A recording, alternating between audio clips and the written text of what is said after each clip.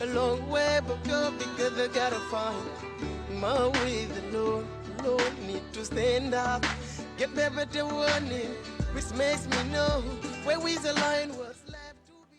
Mesdames, Messieurs, bonjour. Il est 6h30. Bienvenue sur la Une et bienvenue dans votre matinale Quinquiliba. Nous sommes le lundi 22 juillet 2024 et je suis très heureuse de vous retrouver ce matin pour vous accompagner encore dans votre routine matinale. Comment allez-vous ce matin?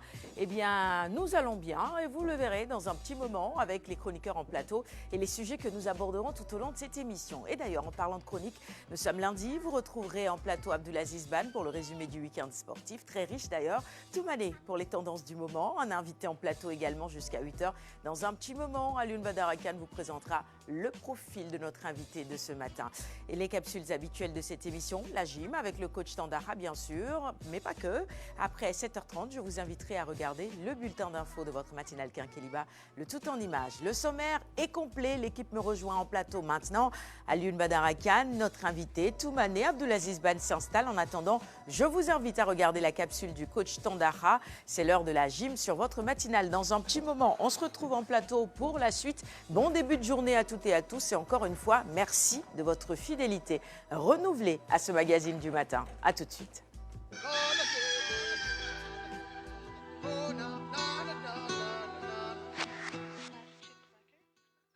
Mesdames, Messieurs, bonjour à tous. Merci de votre fidélité à votre émission Quinquiliba. La capsule gym qui revient, mais encore une fois, le conseil habituel, mesdames et messieurs, n'oubliez pas la seule boisson indispensable dans la vie, eh bien c'est l'eau. L'eau, c'est la clé du succès, mesdames et messieurs. Voilà pourquoi je vous demande encore une fois, même si vous n'avez pas soif, prendre de l'eau, il faut boire avant d'avoir soif, mesdames et messieurs. Et ceci, ça va vous éviter une certaine déshydratation. Alors la déshydratation, elle n'est pas du tout bonne pour les sportifs, quel que soit le niveau, et même les sédentaires, ceux-là peut-être qui ont drastiquement donc diminué leur activité physique. Alors évidemment, c'est vrai que nous sommes en période caniculaire, la période de tous les dangers, surtout pour ceux-là qui pratiquent le sport et qui ne puissent, avec toutes ces pertes subies en eau, mesdames et messieurs, il faut donc les remplacer. Vous avez une très forte quantité de sudation et donc voilà pourquoi on demandera toujours aux sportifs de s'hydrater régulièrement. Cela dit, mesdames et messieurs, encore une fois, avec le coach Bou, nous allons démarrer cette semaine dans sa gym personnalisée. Une gym personnalisée encore, c'est vrai qu'avec beaucoup de mouvements, évidemment, ceci pour relever un peu le rythme cardiovasculaire et qui va déboucher vers le rythme cardio-respiratoire. Alors ce seront des exercices auxquels vous êtes habitués, mesdames et messieurs. Et donc avec le coach Bou, je lui donne la parole en attendant de la retrouver. Bonjour mesdames et messieurs, nous revoici en tout début de semaine et merci à coach Tandara aussi pour la sensibilisation par rapport à cette chaleur qui fait en cette période d'hivernage. Donc vous savez, la sensibilisation elle est importante par rapport à l'hydratation. Donc là, aujourd'hui, on va très rapidement passer sur notre capsule du lundi qui va être le cardio.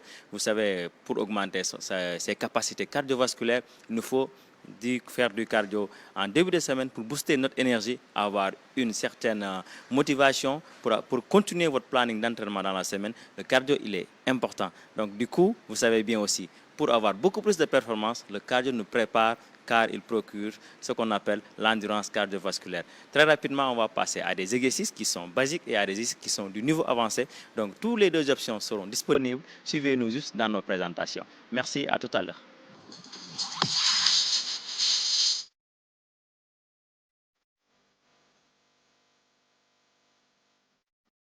Et ça ressemble, mesdames et messieurs, un tout petit peu au body attack, même si les bras sont projetés vers le haut avec ce saut un tout petit peu qui a beaucoup plus de ressemblance qu'à un saut périlleux. Et c'est donc le coach Bou en pleine action dans sa gym personnalisée. Alors, regardez cette autre facette, évidemment, ce sont des exercices que vous connaissez bien. Alors ça, c'est du climber. Ça permet, en tout cas, mesdames et messieurs, d'amener surtout les adducteurs qui en font partie, mesdames et messieurs. Alors regardez, avec cette alternance au niveau de l'articulation, de la diarthrose du genou, Et donc, ça va repartir et de plus belle, encore une fois. Alors, vous voyez, cette action avec le genou, c'est donc le bras qui va essayer de toucher surtout eh bien, la pointe de pied, mais aussi le genou. Allez, coach Bou en pleine action.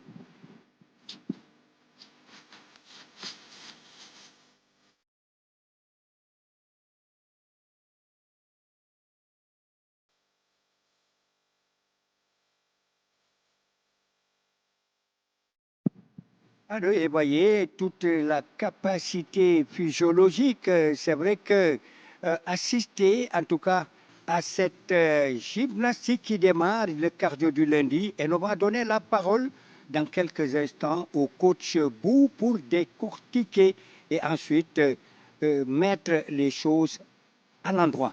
Allez, suivez plutôt. Alors, c'était juste notre partie de cardio. En tout début de semaine, enfilez juste vos chaussures et mettez-vous à l'épreuve. Et très rapidement, je vous dis à demain, Inch'Allah. Merci. Merci beaucoup, coach Bou. Une semaine qui a bien débuté. En tout cas, vous qui regardez votre télévision nationale, profitez-en surtout pour ces exercices. La répétition, on a l'habitude de dire, elle est pédagogique. Et donc, il faut essayer d'imiter, imiter. À force d'imiter, mesdames et messieurs, un jour, on parviendra, en tout cas, eh bien, à tout faire. Alors, mesdames et messieurs, cela dit, nous allons nous retrouver demain, Inch'Allah. Merci coach Tandakha, excellent début de journée à toi et bien sûr à l'équipe gym de votre matinale. Bienvenue si vous nous rejoignez à l'instant. Très heureuse de retrouver en plateau l'équipe du lundi. Toumané, bonjour, comment ça va? Bien réveillé? Ça va, super. Le week-end? Ça s'est bien passé. Mon cher Bad, Oui. J'adore ce que tu as porté ce matin. C'est très simple mais c'est très joli. Ah oui, Oui. aujourd'hui j'ai mis le costard de côté. Après, il y a le lancement du football américain qui va suivre. C'est pourquoi je me suis mis aujourd'hui à...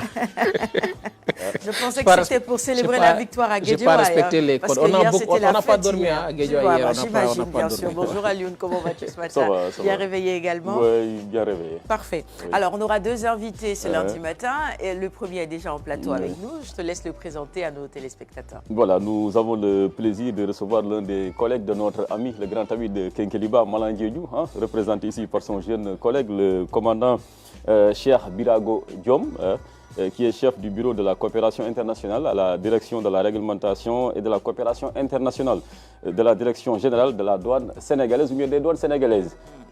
Des douanes sénégalaises, donc on va dire des douanes sénégalaises. Alors il est là dans le cadre du partenariat entre le Sénégal, donc les douanes sénégalaises et douanes gambiennes, alors qui revisite un peu les différents axes de partenariat parce que dès aujourd'hui, Inch'Allah, une délégation gambienne foulera donc la terre sénégalaise à la rencontre de ses homologues, bien sûr, du Sénégal pour revoir un peu ces différents axes d'intervention, disons, du partenariat entre ces deux entités qui constituent les mamelles d'une économie que serait disons, l'économie du Sénégal sans la contribution, l'immense contribution donc des douanes qui nous permettent d'avoir nos salaires à temps.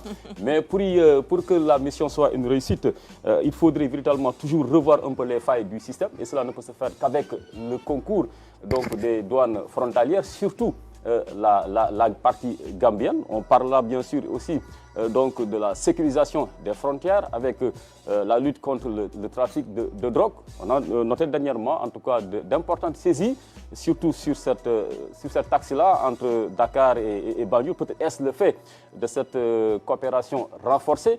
On va parler naturellement de la formation. On connaît la qualité des ressources humaines donc des douanes du Sénégal qui certainement vont partager leur expérience avec leurs frères et sœurs donc de la Gambie. Voilà les questions sur lesquelles nous reviendrons avec notre invité, le commandant Cheikh Birago Diom.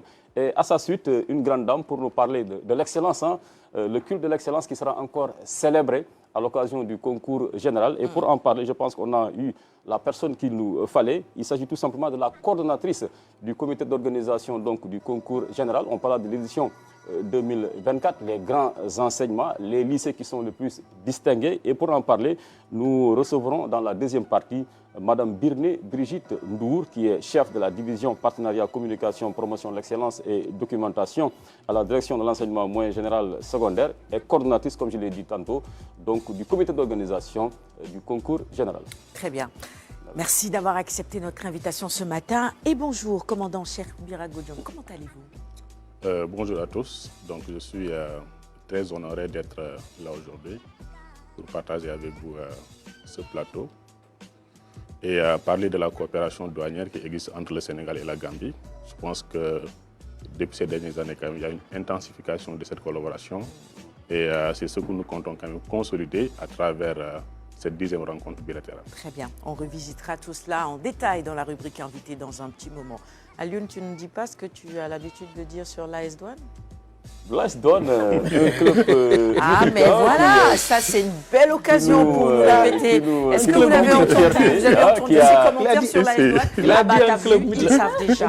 Donc dis-nous, ce que tu disais... Un club qui m'aura beaucoup marqué, moi, c'est porté à la de Seine. Parce que la douane nous a privés de la Coupe du Sénégal en 97. Sortez les archives. Et une équipe également qui essaie d'avoir une bonne base affective. Maintenant, il ne s'agit plus des douaniers et de leur famille. De plus en plus de civils aujourd'hui. C'est normal. Essaie de suivre l'AS Douane.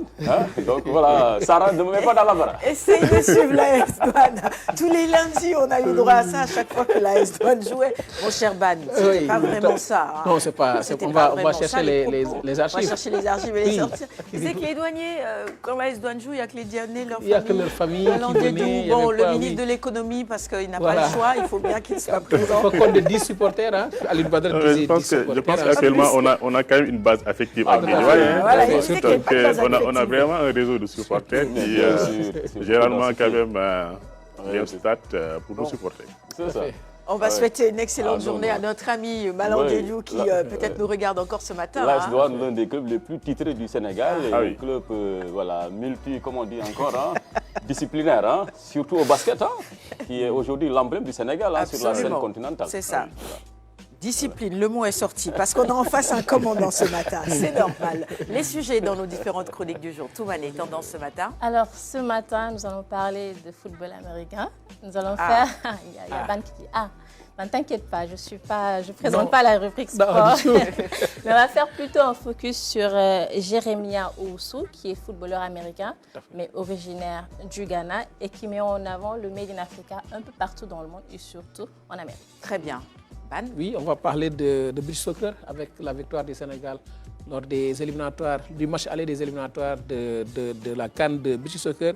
Revenir également sur le forum de l'ANPS sur les chances de médailles du Sénégal aux Jeux Olympiques. Également parler, on va vous présenter aujourd'hui les 11 représentants du Sénégal à ces Jeux Olympiques de Paris 2024. Et puis parler de pétanque avec la 15e journée du championnat qui s'est tenue à Mermoz et également terminé par l'actualité, la lutte. Ah oui, la victoire on garde le meilleur pour la fin. On va revoir les images en fin de chronique sport ce matin. Voilà, 6h43. Pour ceux qui n'auraient peut-être pas regardé sur les réseaux sociaux ou en direct le combat hier avec le lion de Guédiawaye qui finalement l'a emporté. On en reparle dans un petit moment. La revue des titres est prête et à la fin de la revue des titres, eh bien, je voudrais qu'on revienne quand même sur deux sujets. D'abord, chez nous, l'actualité avec le BFM qui démarre donc aujourd'hui avec plus de 190 candidats qui composent donc pour cet examen. À la régie, évidemment, on nous préparera des images pour cela. Et puis l'actualité internationale avec Joe Biden qui finalement se retire de la course à la présidentielle et soutient la candidature de Kamala Harris. La revue des titres, c'est maintenant et on la démarre avec la une du quotidien de service public Le Soleil. À la une, eh bien, le recteur de l'UCAD qui livre donc sa part de vérité sur le débat concernant son mandat. À l'UCAD, la polémique sur les résultats du CAMES et il déclare notamment ceci: « Je ne désespère pas que le ministère et le conseil d'administration trouveront un terrain d'entente. Je vais incessamment, dit-il, convoquer une réunion du bureau du CCG pour avoir une meilleure visibilité par rapport à ce qui s'est passé, dit donc le recteur, le professeur Amadou Alimbaye. » On poursuit la revue des titres avec la une du quotidien, là cette fois-ci, sur les élargissements du Conseil supérieur de la magistrature. L'élargissement, notamment, les magistrats opposent tout simplement leur veto à un Conseil de la justice en lieu et place d'un Conseil supérieur de la magistrature. On poursuit la revue des titres avec la une du quotidien Le Mandat cette fois-ci. Avec Le Mandat, on parle du processus de paix en Casamance. Au président Diomaye de consolider les acquis, peut-on lire à la une de ce quotidien ce matin. Et puis en ce qui concerne l'intégration des des daras dans le système éducatif. On donne la parole justement au ministre de l'Éducation, Moustapha Guirassy, le ministre qui pose les premiers jalons justement de cette intégration. Le quotidien, toute autre actualité, cette fois-ci, c'est la série de limogeage, les failles d'une mesure.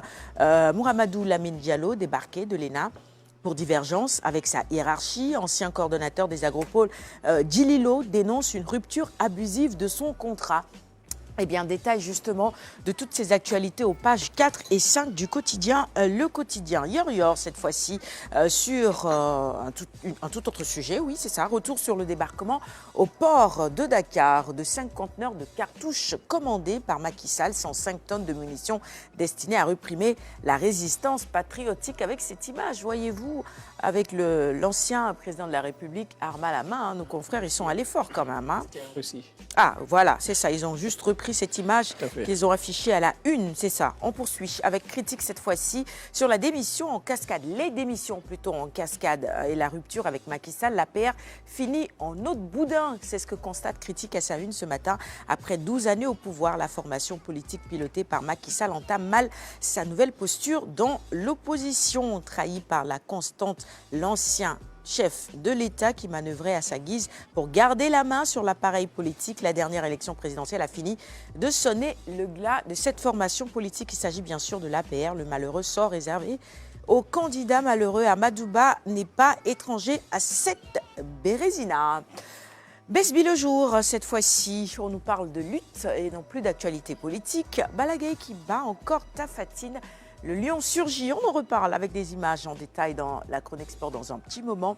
100 jours pour la coalition Diomaye Président, ensemble pour le tandem. On peut dire qu'on les encense tout simplement. Avec Aïda Mbodj qui dit ceci, Diomaye et Sonko assurent et rassurent. Un bilan positif malgré les obstacles. Nous avons invité Mamadou Lamine Diallo et d'autres anciens candidats qui ont accepté la volonté divine. On poursuit notre revue des titres de ce lundi matin avec la modification du règlement intérieur de l'Assemblée nationale. On va vers un séminaire décisif, un séminaire qui se tient donc aujourd'hui, lundi, et demain, mardi donc, à Saly, pour la modification du règlement intérieur de l'Assemblée nationale.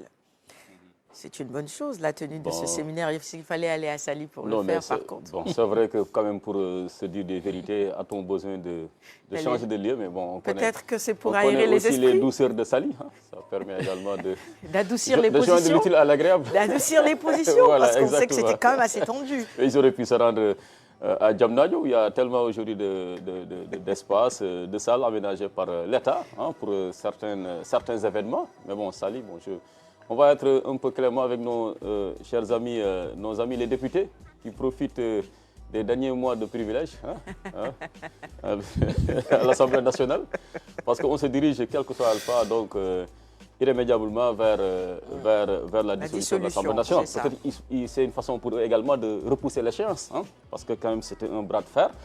Et je crois que ceux qui avaient plus à perdre dans cette affaire, ce sont les députés, parce qu'ils peuvent faire une motion de censure, mais le président de la République, lui aussi, dispose donc de la fameuse dissolution. Tout à fait. Et avec les prêts en cours là, donc c'est bien qu'il puisse revenir à de meilleurs sentiments, qu'il puisse discuter plus tôt et peut-être reporter le plus loin possible l'échéance.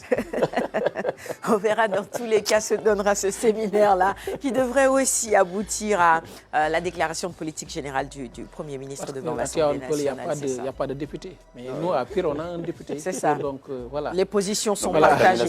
Bon, à l'issue des travaux, la proposition de loi relative à la modification du règlement intérieur de l'Assemblée nationale sera produite justement. Et c'est concernant cette modification qu'il y avait polémique autour de la déclaration de politique générale du Premier ministre. À la une également, cette conférence de presse de la coalition Diomaye Président articulée autour des 100 jours de Serigne Ngoundou. Eh bien, à la une, Aïda Mbodj, tout simplement, qui polie l'image du projet et cogne ses détracteurs. Hein. D'autres quotidiens ont également abordé le sujet tout à l'heure en revenant sur cette conférence de presse. Le titre en haut, je n'ai pas vu. Qu'est-ce qu'on a dit? Tipri Tafatine. C'est lui depuis. Vraiment. Décidément. J'avais pas vu. C'était en tout petit caractère tout en haut de source A ce matin. C'est ça, exactement. Eh bien, décidément. Comment on appelle ça nos amis ivoiriens, nos frères de Côte d'Ivoire, le chipotou à la sénégalaise, oui, ils ont l'équivalent. Hein, attends, peut-être que ça va me revenir. Dans tous les cas, c'est des onomatopées, c'est comme ça qu'on dit, non, finalement. Et puis dans les réseaux sociaux, c'est revenu. Hein, les gens ont réussi à intégrer cela parce que nous avons nos réalités pour dire certaines choses aussi. 24 heures info, on poursuit la revue des titres avec nomination et changement de l'ancien système. Vous allez voir justement à l'instant, Amadou Ba confirme le passage au Karcher. C'est comme ça qu'il faut le lire. Nomination des partisans, une logique du changement systémique à contrario du clientélisme politique. Il est ainsi évident, presque, dit-il, une lapalissade que de considérer que la disparition concernera tous les postes à responsabilité et toutes les instances au cœur du processus décisionnel. Parfois, dit-il, la volonté même de maintenir des éléments clés du système pose des problèmes de compatibilité, à l'instar d'un ordinateur désuet dans lequel on voudrait installer certains logiciels et programmes. Mieux vaut changer d'ordinateur, précise-t-il, plutôt que telle ou telle pièce. Amadou Ba, qui est désormais député aussi à l'Assemblée nationale, c'est lui qui a remplacé Birame Souleye. Birame Souleye de Thiès. Bon, il est de Thiès lui aussi, hein, plus précisément de Thiès Nord. Donc, ma chère commune, dans la ville de Thiès. Stade. Thiès, l'incontournable. Stade. On termine la revue des titres de ce matin. C'est moi, je suis désolée. Je vous ai emmené à Thiès. J'ai oublié qu'Alune était là. Stade, pour terminer la revue des titres de ce matin. Quotidien spécialisé en sport, bien sûr. Avec à la une, Victor Osimhen au PSG. Du 109 pour oublier Mbappé. Ce serait pas mal, non? Bon, il sera très facile de faire oublier Mbappé. Il n'a pas gagné de titre majeur avec le PSG, malgré c'était le chouchou quand même du PSG. C'était le chouchou à Paris. À chaque fois qu'il voulait partir, le président lui-même le recevait pour lui dire reste. C'est très difficile de remplacer Mbappé au PSG. Ah oui? Parce qu'il est parti au Real, nos amis Blaugrana, donc Blaugrana vont se dire aujourd'hui qu'il n'a pas d'histoire, il n'a pas fait beaucoup de choses avec le PSG, mais c'est un très grand joueur. Et Paris va regretter d'avoir laissé partir. C'est un grand joueur, ça on ne peut pas le nier. Le PSG n'a pas investi autant d'argent sur Mbappé pour juste gagner la Coupe de France régulièrement ou bien le championnat de France. Je suis d'accord, les objectifs étaient autres, c'est la Ligue des Champions, bien sûr. Ce n'était pas pour battre Amiens, Guingamp ou Gagnon, je ne sais quoi. Même quand ils ont investi autant d'argent sur Mbappé, c'était vraiment pour la Ligue des Champions. Mais Mbappé reste un grand joueur. Bon, je ne dis pas le contraire, voilà. Mais il n'a pas encore intégré le cercle des légendes du football. Peut-être que c'est pour ça qu'il va au Real de Madrid, finalement. Certainement, mais même gagner un trophée déjà, ça va être un trophée de plus pour le Real de Madrid. Je pense en termes de challenge sportif, au regard de son jeune âge, je ne vois pas en fait le prestige. Moi, à sa place, je serais allé peut-être dans un club qui voudrait tellement gagner la Ligue des Champions et qui n'en a pas encore les possibilités. Ah, peut-être qu'il veut aussi une récompense personnelle en étant au Real de Madrid. Ça augmente ses chances d'être Ballon d'Or un jour. D'être Ballon d'Or, c'est ça. Son rêve fou d'être Ballon d'Or. Exactement, c'est ça, je crois. Mais il a toujours voulu jouer aussi pour le Real. Au-delà de Mbappé aussi, Osimhen, je pense que c'est un très mauvais choix. Ah oui? Oui, parce que le Paris Saint-Germain, l'objectif c'est de battre Marseille, battre Guingamp, aller en quart de finale de la Ligue des Champions. Voilà. Mais là, pour un joueur de la trempe d'Osimhen, il aurait pu aller à Liverpool, en Angleterre surtout, et venir en France. Il y a l'aspect financier, on va le dire, ça reste un Africain. Mais pour moi, le choix n'est pas bon. Bon, très bien. La revue des titres, on la termine justement sur cette note. Il y a d'autres actualités à la une de Stade ce matin. Allez lire en intégralité. Il y a Amadou Diaba qui est à la une également. Notre seul médaillé en 1988, un champion olympique, se prépare sur 8 ans, dit-il. On espère évidemment d'autres médailles. Une deuxième, une troisième, qui sait, on reparlera des JO dans la chronique sport de ce matin également. Et puis Beau Touré, coach Saloum, qui dit « J'aime relever des défis ». Le mercato, c'est aussi au Havre avec Aruna Sangaté qui est prisé. Et puis, ah oui, le cyclisme quand même, le Tour de France avec cette fierté africaine qui nous est venue de l'Érythrée. Binyam Girmay, premier maillot vert africain. Ah bravo, félicitations à lui. Ça, c'est inédit. C'est jamais arrivé. Le papier historique. De mardi ou mercredi, mais c'est une grosse fierté de voir un Africain à ce Tour de France. Tout à fait. C'est pas une surprise, parce que c'est un pays où le vélo est roi. Absolument, c'est vrai, tout à fait. Félicitations à lui. 6h54, ce sera tout pour la revue des titres de ce matin. 2 sujets, je l'ai annoncé très rapidement. On le survole, ensuite on passe à la chronique sport de ce matin très rapidement. Le BFM qui démarre aujourd'hui, le brevet pour nos jeunes frères également. Toumané, 191 362 candidats précisément. Bonne chance à eux. Mais l'examen, ça se prépare dès le début de l'année, c'est ça? Tout à fait. Et même pendant les vacances, hein, ce n'est pas pour rien qu'on fait des cours de vacances, même si c'est un débat, hein, certains préfèrent donner à l'enfant autant de jours pour profiter des vacances et ensuite commencer l'examen. Mais en tout cas, l'examen, ce brevet-là, il est important parce qu'à partir du BFM, c'est là où l'enfant choisit d'aller après en seconde, en L ou en S. C'est ça. Donc, bonne chance à tous ces candidats. L'orientation, elle est importante. La discipline aussi, hein. Les téléphones sont interdits. Je crois qu'on l'a suffisamment répété. La règle est là, il faudra respecter cela. C'est aussi un message pour les parents aussi. Bon, nous, on avait plaidé pour que ce soit un peu plus souple, mais bon, l'autorité est restée rigide. La règle, c'est la règle. Il faut respecter cela. Commandant, je vous laisse placer un commentaire sur cet examen du BFM. Bon, je pense que je vais en profiter pour souhaiter bonne chance à tous les candidats. Je pense qu'on est tous passés par là et ce n'est pas très évident. Donc après 9 mois de cours, faire un examen, ce n'est pas du tout toujours très simple. Donc nous souhaitons bonne chance à tous les candidats au BFM et aussi les inviter à respecter scrupuleusement donc, les directives qui ont été données par les autorités. C'est ça, tout à fait. On termine, je te laisse réagir sur le BFM. Tout à fait, déjà souhaiter une très bonne chance à tous ces candidats-là qui vont donc participer au BFM aujourd'hui, qui démarrent aujourd'hui.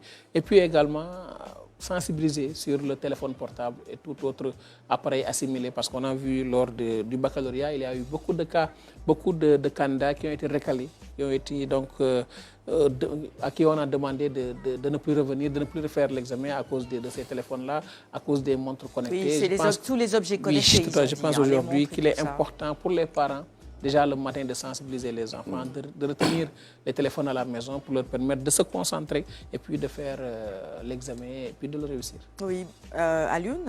Mais je pense qu'à la suite de notre invité Aziz, de souhaiter bonne chance à tous les candidats, mais de demander également aux parents de ne pas trop leur mettre la pression, c'est important. Surtout les derniers conseils sont importants.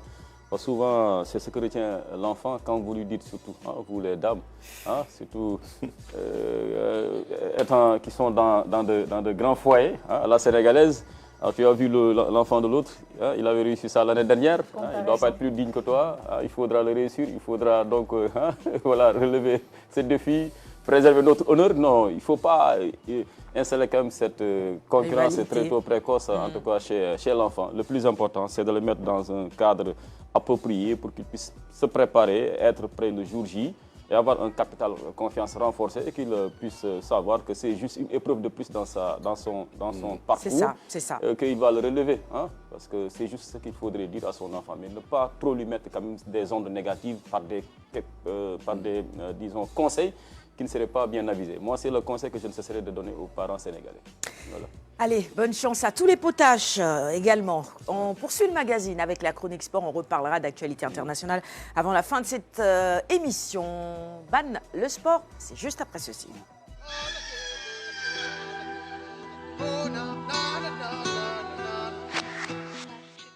On démarre avec le beach soccer et les éliminatoires de la CAN. Le Sénégal, sans pitié, face à quoi? À la Guinée, c'est ça? Tout à fait. Le Sénégal s'est imposé sur le score de 9-3 contre la Guinée, a remporté la première manche des éliminatoires de la CAN, match joué sur la plage de Camayen à Conakry. Nous allons suivre ces explications en conférence de presse d'après-match de Ngala Sylla, et l'entraîneur de l'équipe nationale de beach soccer. Dans l'ensemble, sur l'organisation, je pense qu'il n'y a rien à signaler. Une première mi-temps très serrée, avec une égalité. Mais on savait ça parce qu'on avait préparé ça à nos jours. Parce que quand il y a une équipe novice, c'est toujours comme ça. La première manche, ils se donnent à fond, mais après, ils ne se calculent pas qu'il reste encore deux périodes. Et je pense que c'est ce qui fait la différence, c'est l'expérience. Sinon, encore une fois, nos encouragements au peuple guinéen. Il fallait évaluer ce qu'on a fait et après essayer de voir ce qui n'était pas bon, ce qui est bon. Et après, voilà, toujours partir sur nos certitudes. C'est ça notre philosophie. Parce que nous, au Sénégal, on part toujours sur nos certitudes. Et après, voilà, le reste, après, on va essayer de travailler parce que rien n'est parfait. Il faut toujours essayer de progresser pour aller de l'avant. Parce que quand il fait 7 fois une Coupe du Monde, et après aller jusqu'en demi-finale en Coupe du Monde, et après, voilà, cette équipe qui a fait de très beaux rêves en Afrique, on ne doit plus à l'erreur. Parce que nous, l'objectif est loin d'être atteint. Parce qu'aujourd'hui, on nous demande une finale de la Coupe du Monde. Donc, vous savez, où se trouve la pression chez nous, c'est presque pas une qualification de ce genre de match qui nous fait encore des trucs, mais le travail va continuer parce qu'il nous faut rivaliser avec les grands. Ah, nos frères guinéens, c'est toujours un derby quand on doit jouer contre eux. On est passé encore cette fois-ci, tant mieux. Mais dans le beach soccer, quand même, on est largement supérieur. Tout à fait, parce que l'équipe du Sénégal est plus expérimentée. Le Sénégal a joué sur l'expérience. On a vu cette équipe sénégalaise qui a laissé la Guinée jouer en première période. Elle a laissé le ballon. Et à chaque fois que vous jouez contre le Sénégal, c'est la tactique. Quand vous êtes novice dans cette compétition-là, le Sénégal vous laisse le ballon et vous laisse jouer pour la première période. Mais ensuite, on revient, voilà, il y a cette fois champion d'Afrique. Cette fois champion d'Afrique, demi-finaliste de Coupe du Monde. Ce n'est pas donné à n'importe qui. Et puis le match retour, c'est prévu le 28, ici à la plage de Djamalaï, le Sénégal qui reçoit la Guinée. Et puis en cas de victoire, le Sénégal se qualifie encore pour la Coupe d'Afrique des Nations. Très bien. On poursuit avec cette fois-ci les Jeux Olympiques et les chances du Sénégal. Eh bien, tout cela était au menu d'une rencontre organisée par l'ANPS. Un panel organisé par l'Association nationale de la presse sportive ANPS. Pourquoi les Sénégalais ne gagnent-ils pas de médailles aux Jeux Olympiques? C'est la question à laquelle la réflexion a tourné lors de ce panel, nous dit El Hadji Thierno Dramé. Depuis 1988, le Sénégal attend une deuxième médaille olympique. Athlètes, cadres du sport, journalistes réfléchissent ensemble sur les raisons de cette longue attente. Entre le manque de moyens, le manque d'infrastructures, les causes sont multiples malgré le talent. Le talent ne manque pas, mais il faut savoir, comme on a dit, un suivi. Le suivi de la tête sur le plan médical, sur le plan nutritionnel, sur son plan de l'environnement. Nous avons des pépites, mais comment ce cheminement pour que l'athlète puisse arriver au niveau mondial? Le gouvernement a annoncé de nombreuses mesures pour démocratiser la pratique sportive et le développement du sport de haut niveau au Sénégal. En attendant d'y arriver, l'urgence est d'appuyer les qualifiés au JO. Chaque athlète recevra 11 300 000 francs CFA correspondant aux différentes étapes de la qualification. Au demeurant, de tels investissements consentis en faveur de nos champions sont amplement justifiés par les retombées et autres externalités positives favorables au rayonnement de notre pays sur la scène internationale. Le Sénégal compte 11 qualifiés et peu de chances de médaille. Amadou Diaba mise sur l'athlétisme, mais d'abord, il faut arriver à se qualifier en finale. Des chances de médaille, on peut toujours en rêver et en avoir. Bon, là, nous avons des athlètes qui sont parmi les 15 meilleurs du monde. On en a deux. Il y a Sali et lui, François. Moi, je les ai dit, il faut aller jusqu'au bout. On ne vous met pas la pression. Rentrez en finale et en finale, tout peut arriver. Les Jeux Olympiques débutent dans moins d'une semaine. Cette rencontre est une tradition pour l'ANPS. Il offre un cadre aux acteurs du sport pour réfléchir sur comment développer le sport de haut niveau au Sénégal et rendre nos sportifs plus performants. Et ça nous offre l'occasion de revoir certains visages. Ablaye Thiam, notre ami, qu'on reçoit souvent sur ce plateau. Voilà, Ablaye Thiam, grand ami de Kenkeliba, qui généralement revient sur ce plateau pour parler un peu des initiatives de l'ANPS, surtout dans le cadre un peu de la couverture de ces grands événements sportifs. On sait que le Sénégal souvent dépêche quand même une forte délégation de journalistes, et je pense qu'il ne va pas encore déroger à la règle. Seront 600 cette fois-ci pour les JO. Parce que quand même pour les JO, c'est plus compliqué. Il y a des pays qui ne dépêchent même pas 2 à 3 correspondants. Parce que comme les JO, ça c'est une autre envergure. Et puis si souvent votre pays n'est pas fortement représenté dans les différentes disciplines sportives, donc la délégation sera véritablement réduite. Mais par exemple pour la CAN, généralement le Sénégal en Afrique subsaharienne est la deuxième, voire la troisième délégation. Deuxième après l'Algérie? C'est ça. En Afrique subsaharienne, je dis. Ah d'accord, après le Nigeria. Pour vous dire que vraiment l'ANPS fait un énorme travail. Tout à fait. Pour permettre à tous ces correspondants de bien faire leur job. Oui, et d'être dans de bonnes conditions. Et puis on a vu Aboubakry également, qui a eu à coordonner cette émission. À ses débuts, bien sûr, évidemment. Journaliste sportif également. On avance, on a 11 représentants à ces JO, c'est ça? Tout à fait. Nous sommes donc à 4 jours du démarrage des Jeux Olympiques de Paris 2024 et ils seront 11 représentants pour le Sénégal aux Jeux Olympiques de Paris. À travers cette vidéo, nous présentons ces 11 représentants du Sénégal. Les voici.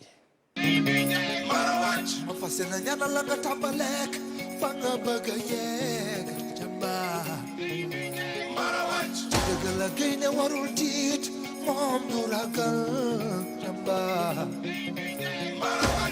moo di buuru àll bee la fekk dalay daan loolu la ñëpp wax fulla fayda moo amee fulla fayda kenn du la yee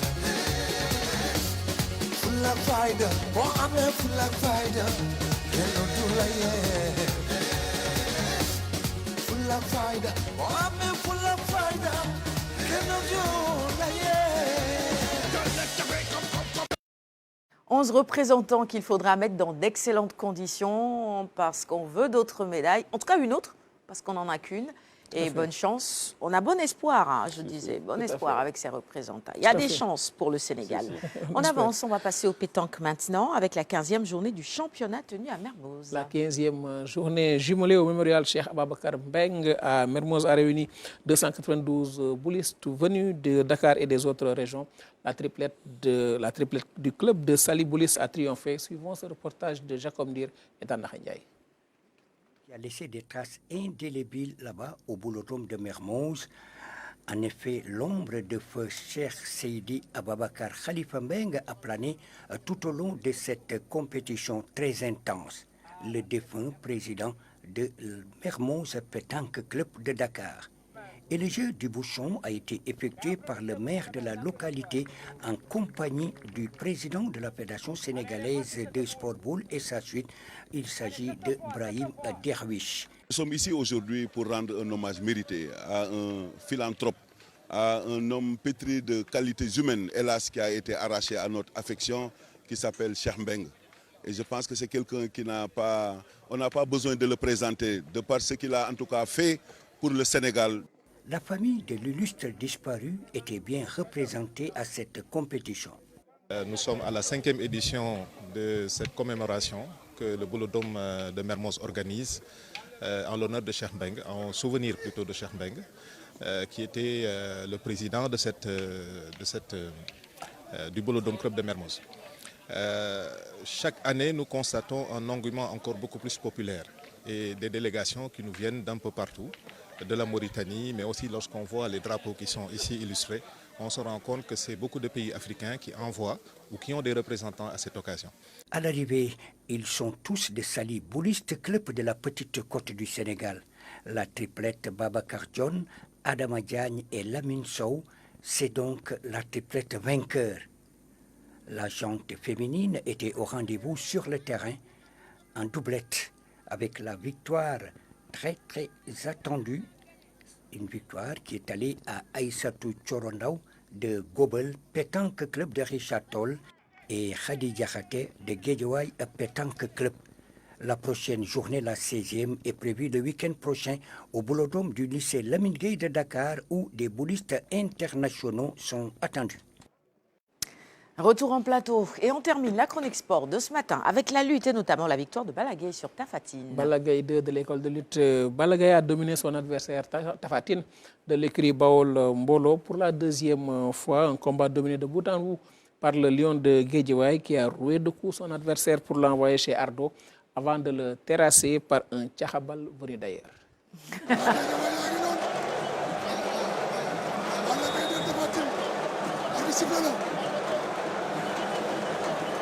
Balla Tapha Tine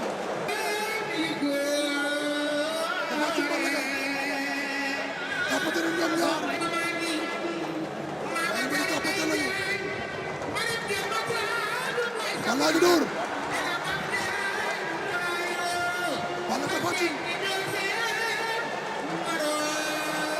Balla gi door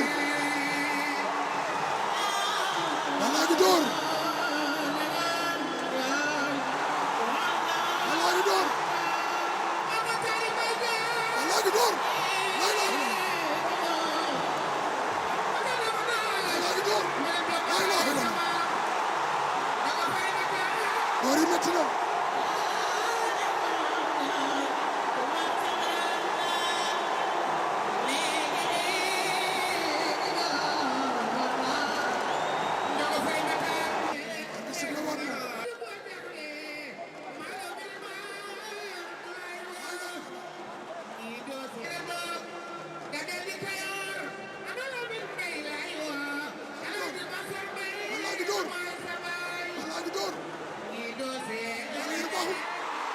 Balla daan na ko Balla daan na ko laa ilaaha illallah Balla Gaye daan na Tapha Tine wala supporter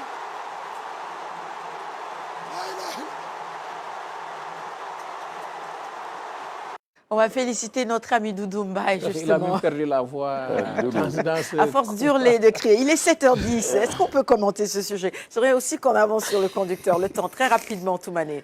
Bravo à au Lion de Guédiawaye. Au Lion de Guédiawaye. Tafatine, bon, espérons pour la prochaine fois qu'il y ait une victoire. Moi, j'ai regardé sur les réseaux sociaux. Et c'était une très belle victoire. C'est un massacre, hein, finalement. Oui. On avait vu Tafatine très grand. Sarah, si tu me permets, je pense que Sarah, Tafa a trop vite pris confiance. Oui. Lorsqu'on a vu les images par rapport à ses entraînements face à face, oui, la différence était quand même assez incroyable. Hein. On se disait Tafatine, mais comment il a pu doubler de volume comme ça? Mais là, c'est bien entraîné aussi, hein, finalement. Comme de Paris, job. Je vous laisse réagir. Ensuite, oui, en tout cas, je pense qu'il est important de les féliciter. Ils nous ont gratifié d'un bon combat de lutte. Ah oui. Moi, quand même, j'étais un peu partagé, étant ball. Et habitant à Guédiawaye, quand même, je ne savais pas quel camp choisir. Mais heureusement, le meilleur a gagné. Et vraiment, on félicite Balla Gaye pour ce victoire qui est vraiment important pour lui. Dans tous les cas, vous seriez vainqueur, vous, hein, que ce soit l'un ou l'autre. Moi, ça me rappelle Yekini, Bombardier. Quand Bombardier était plus dans sa grande forme, et que Yekini a fait étalage de tout son savoir-faire pour pouvoir terrasser avec ce Djakhaballa qu'on a connu. Et Balla qui revient dans l'arène. Donc hier, il fallait être à Guédiawaye, voir tous ces gens-là défiler pour aller chez lui, pour donc magnifier cette belle victoire. Il a pris beaucoup de coups, hein, Tafatine. Ah non, hier, ça fait mal hein, dans tout le Baol. Hein. Le Baol s'est endormi vers 20h. Hein. Parce que de l'heure, justement, oui. C'est possible de tenir des combats. En passant par Refan, hein, le village d'origine de Tafatine, c'était vraiment un silence de cathédrale. Et il fallait voir notre ami Ndiol. Bien habillé, le logicien de la RTS. Bien habillé. Parce qu'il a dit qu'il était passé chez le coiffeur. Il a mis son dernier bassin pour préparer la victoire, célébrer la victoire de Tafatine. Il dit que ça a été très compliqué pour lui de se réveiller aujourd'hui pour pouvoir procéder au ramassage. Donc vraiment, je compatis Ndiol. Du courage, Dinamba la prochaine fois. Félicitations à Balla qui a un état d'esprit incroyable et au CNG également qui a tenu parce qu'à 20h, le grand combat peut se tenir. C'est vrai, à 22h, c'était trop tard. Il y a eu beaucoup de polémiques autour de l'heure aussi, mais tout est fait dans les normes et de façon réglementaire. Donc, félicitations à tout ce monde et particulièrement à Monsieur Aïdanker, le lion de Guédiawaye, à l'image justement. Ah oui, il faut le reconnaître. 7h12. Merci mon cher Ban. Il faut qu'on avance sur le conducteur. Rubrique invité juste après ceci.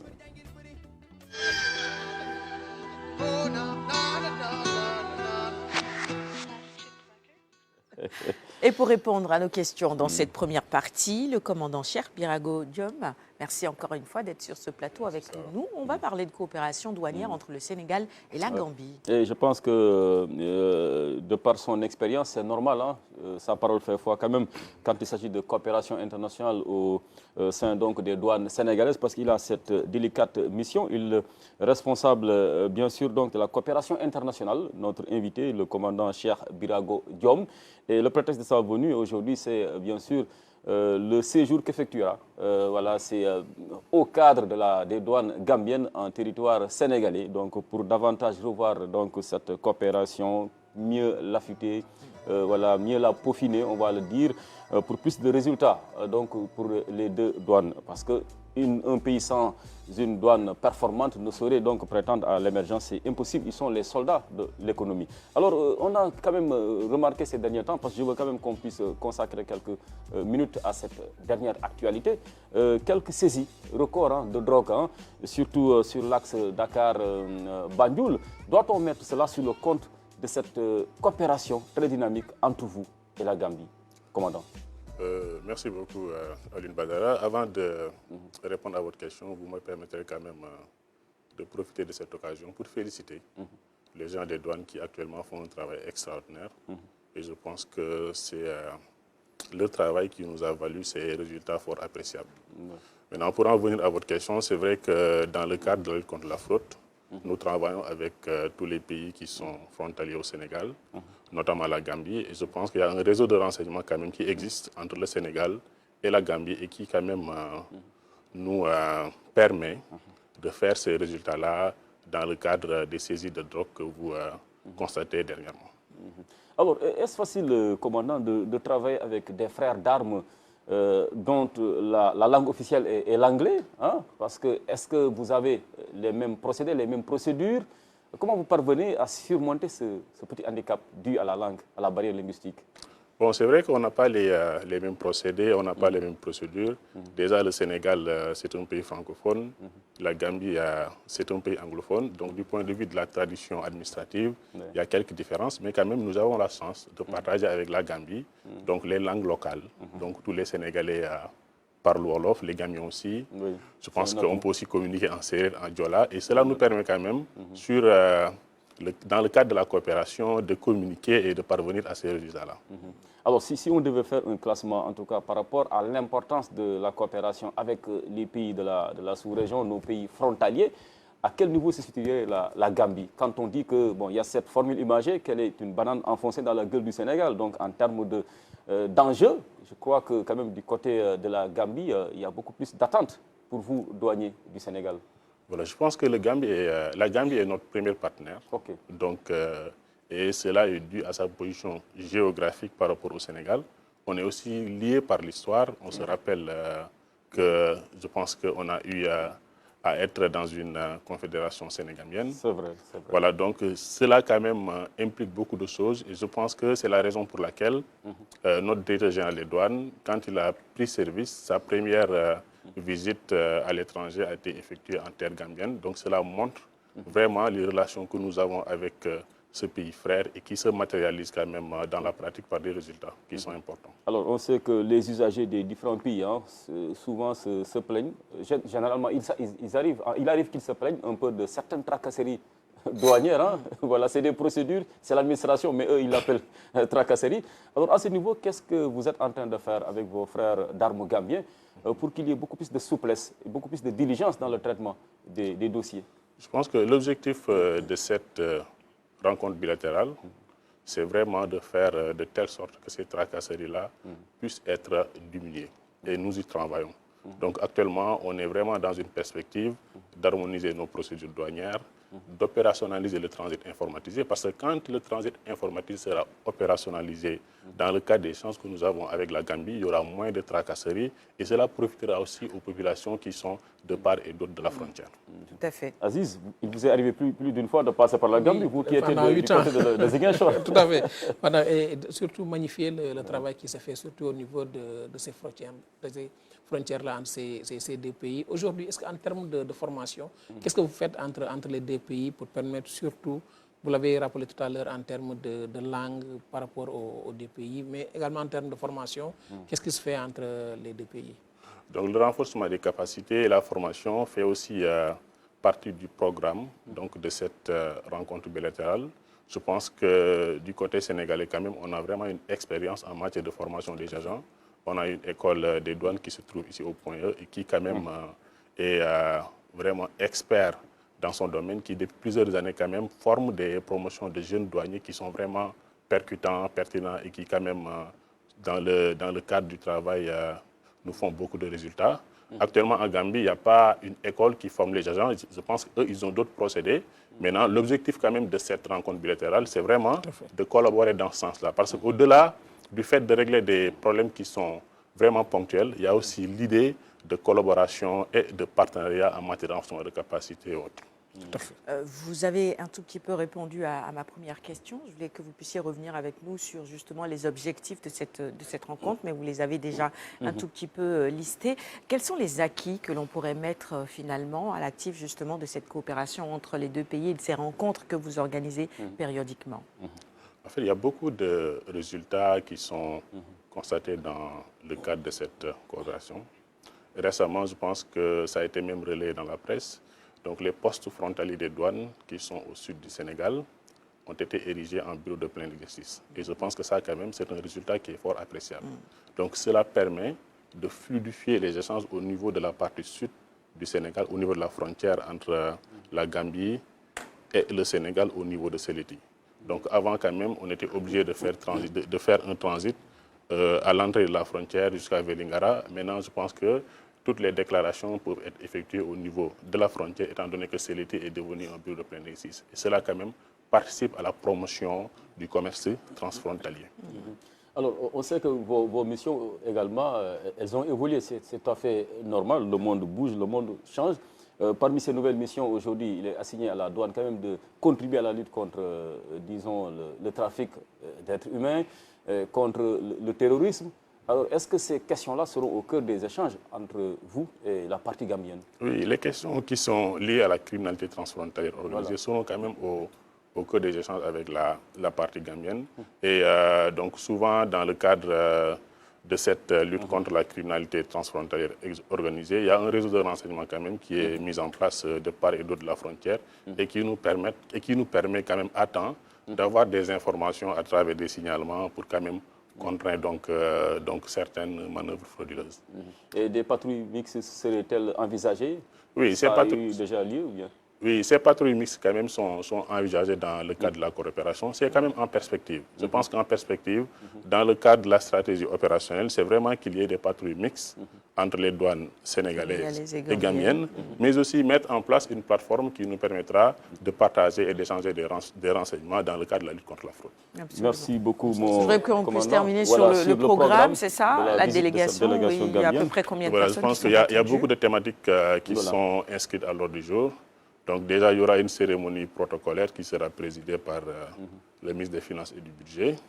Et parmi les thèmes qui sont inscrits dans l'agenda, on parle là de la facilitation des échanges, on parle là de la modernisation de nos procédures, de l'harmonisation aussi de nos procédures, on parle là aussi du transit informatisé, mais aussi du renforcement de capacités. Très bien. Merci beaucoup, mon commandant. Merci beaucoup, Aline Badara. Je pense que quand même ces travaux seront ponctués de succès au grand bonheur donc, des peuples frères gambiens et sénégalais. Merci beaucoup. Merci. Eh bien, restez encore un tout petit peu sur le plateau avec nous dans la deuxième partie de cette émission. Birné, Brigitte Ndour prendra votre place et avec elle, nous parlerons de l'organisation du concours général. La cérémonie de remise des distinctions est prévue la semaine prochaine, mardi 30 juillet précisément. On avance sur le conducteur. On va souffler un tout petit peu en musique qu'avec le clip du jour. Dans un petit moment, le bulletin d'info, le tout en images. La deuxième partie, c'est aussi la chronique tendance avec Toumane. C'est bien ça. À tout de suite.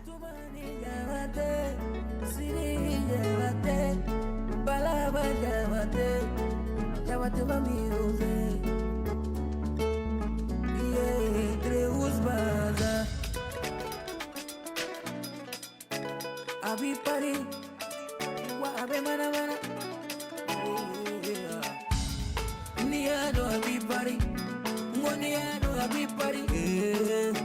la qualité de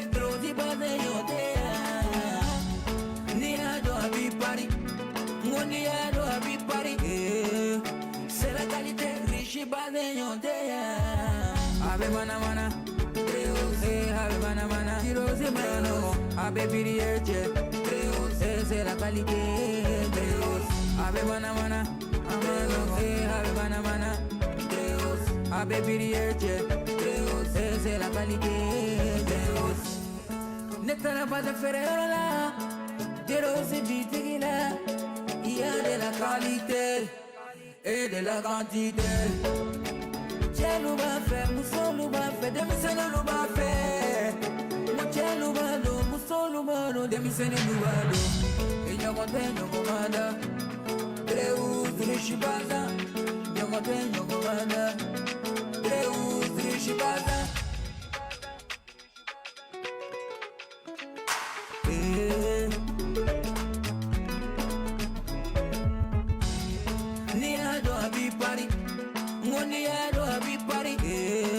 Retour en plateau au clip du jour ce matin qui nous permet justement de rendre hommage aux virtuoses de la Kora.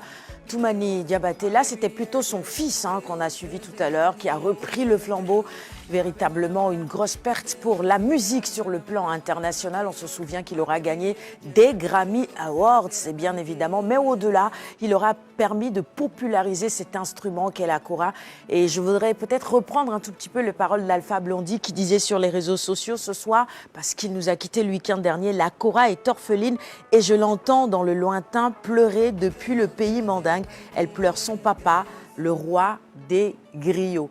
Véritablement, à l'image justement, vous le voyez à l'instant, on va prier pour qu'il repose en paix, mais on est content de voir que l'héritage est bien préservé au-delà des frontières, évidemment, de l'Afrique, hein, parce qu'aujourd'hui, cet instrument se joue un tout petit peu partout. Toumani Diabaté, Alioune Diop fera peut-être une chronique sur lui. Je pense qu'on peut lui réserver cela. Absolument, un hommage, oui. Ce jeudi, voilà, la page archive, revenir un peu sur son legs, sur l'immense travail qu'il aura fait de son vivant pour populariser quand même cet instrument de musique qui nous est si cher, nous Africains, surtout de l'espace ouest africain. Tout à fait. Mais comme tu l'as dit, l'héritage est bien entretenu parce que quand même son fils aujourd'hui fait partie des plus grandes stars donc, de la scène musicale africaine. Voilà. Et tout bien à fait. que pour cela, bon, on peut être, disons, tranquille en se disant que le legs est entre de bonnes mains. Oui, c'est ça, avec Sidiki Diabaté, tout à fait. Qu'il repose véritablement en paix. On avance sur le conducteur et puis on passe au bulletin d'info, le tout en images. On vous retrouve dans un petit moment en plateau pour la suite.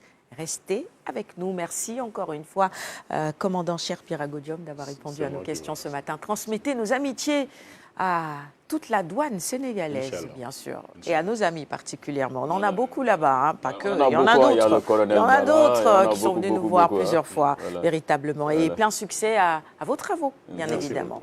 Le tout en images maintenant. Comment? On les a toujours battus en...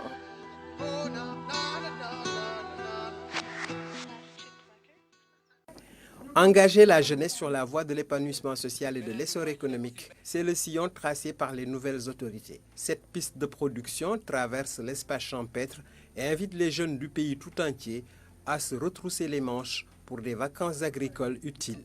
En effet, dans le cadre du changement de paradigme du programme des vacances scolaires et universitaires, une nouvelle démarche visant à engager la jeunesse dans toutes ses composantes par rapport aux objectifs du gouvernement d'atteindre la souveraineté alimentaire dans notre pays a été déclinée au sommet.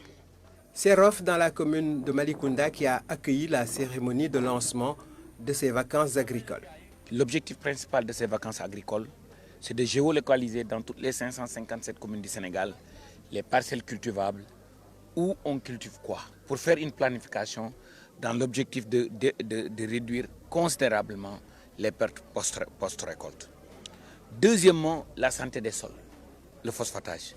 Le ministère de la Jeunesse, des Sports et de la Culture va travailler en étroite collaboration avec celui de l'agriculture pour faire de cette initiative un succès. Cette phase pilote du dit programme va concerner 31 fermes réparties sur toute l'étendue du territoire national.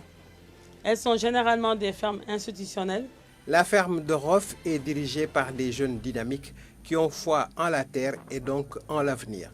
Les vacances agricoles ont pour but de promouvoir un cadre d'implication des jeunes dans les activités agro-silvopastorales. Nous avons l'honneur d'accueillir les premières vacances agricoles. Ces vacances offrent une occasion unique de découvrir notre exploitation de manière immersive. Ils doivent servir de modèle aux autres pour l'atteinte de la souveraineté alimentaire. Quand on parle vacances, on pense particulièrement aux jeunes qui constituent plus de 75% de la population sénégalaise.